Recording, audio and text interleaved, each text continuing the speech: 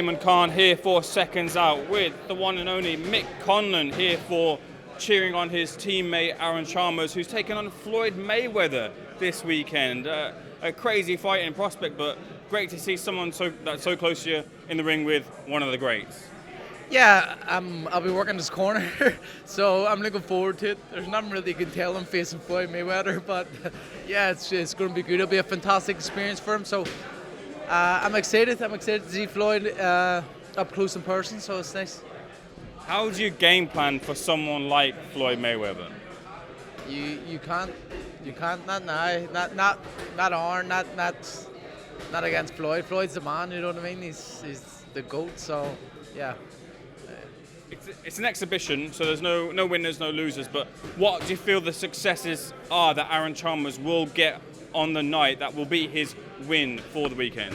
Well, he's got a lot of height and a lot of reach on him, but if he can land clean on him at all, I'm sure he'll be really, really happy. So yeah, I think just go in there and enjoy the moment, enjoy being in there with Floyd Mayweather.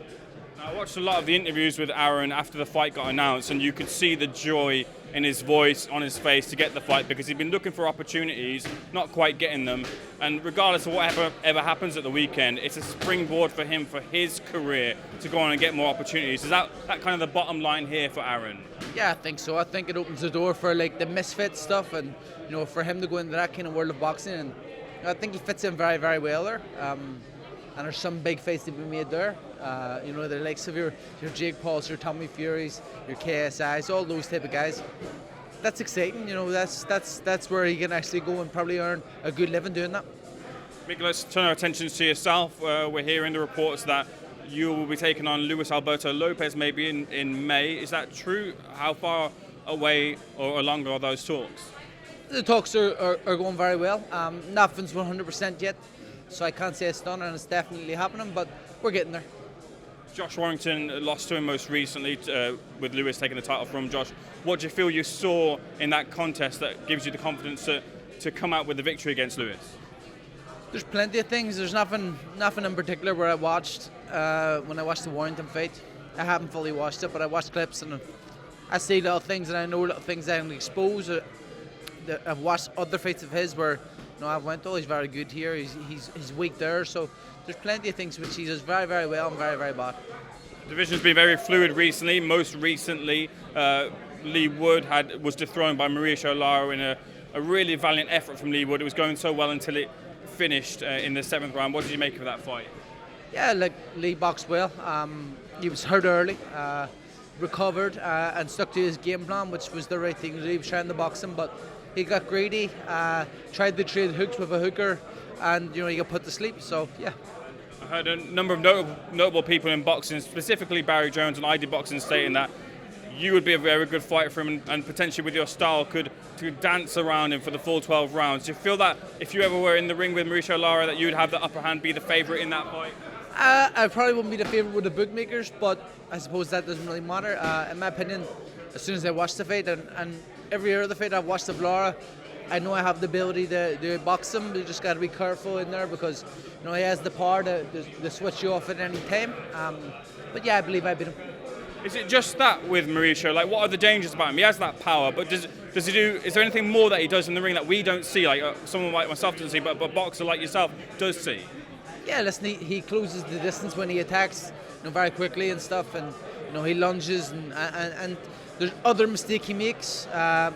He's very weak to the body, which you could see even when Lee was touching him.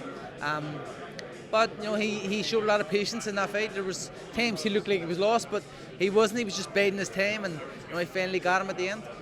Where do you feel you stand now on the rematch with Lee Wood? Lee's had the loss. He might take the rematch with Mauricio Lara himself and regain the belt, but he might not do that. Do you still want that rematch with Lee? I don't know. Listen, I've got my own career ahead of me, and if I take my ego out of it, I say no, I don't really need the rematch because I show what I can do in that fight.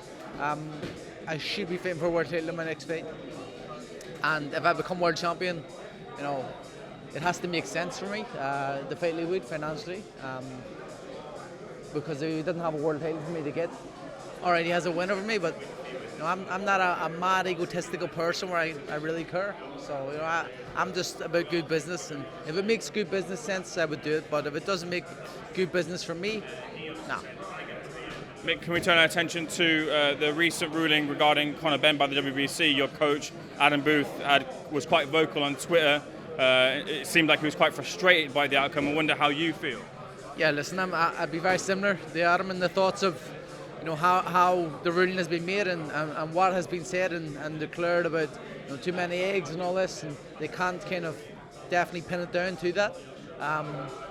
But I think it's bullshit, man. I think no matter what, if you fail a test and there's stuff in your system, you should be banned, because no matter how they got there, knowingly or unknowingly, they're still in your system, so you should be banned.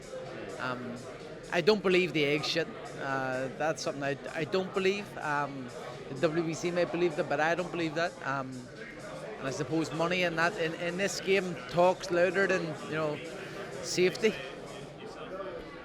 How, in a general sense, then, taking Conor Benn out of the equation, how do you stop cheating in boxing? It's a fucking hard question. I think lifetime bans,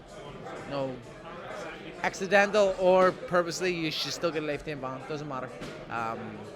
I think cheating is disgusting. I've called it cheating before in the past, but when it comes to doping in boxing, if it's any other sport which is non-combat, if it's a 100-meter sprint, or if it's football, anything, yeah, dope what you want. Let's see how well the human body can perform with the enhancements, how far you can push the human body. But when it comes to combat sports and others' lives are on the line, nah, it's not for me, man. I think I think there should be severe punishments.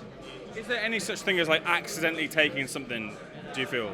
I suppose there can be, but I've been well schooled and all that stuff, because coming up through the amateur system and being on the national squad, you're signed up to WADA, World Anti-Doping, so you can be tested any time. So every supplement you take, you have to check, and you have to be sure that it's not being produced on a lane which could be contaminated or anything like this. So you get taught very well, and you check, and you have to have certification, of proof of cleanness and stuff. So yeah, I think it's hard to if you know them things, but it's not that hard if you don't understand the rules of how you check things and do things.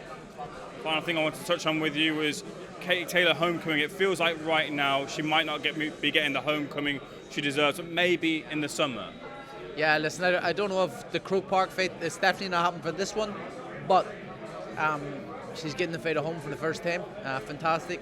Tickets will be like gold dust, and good luck to everybody behind them, because it's going to be very hard. Katie Taylor is a national treasure, and hopefully she can go there and beat Serrano at home. Do you have, if it isn't Serrano, do you have another opponent in mind? Chantal Cameron says it might be a closer fight with her. Do you feel that's a opponent that would be the stature of a fight for a homecoming fight for Katie? I don't think it really matters who she fights. So Chantal would be a massive fight still, and stuff. But it doesn't really matter. People are going to come anyway, no matter what price the ticket is. I know kids who look up to Katie and love Katie. So yeah, it's going to be fantastic. Good conversation. Thanks for speaking to Seconds Out. Oop.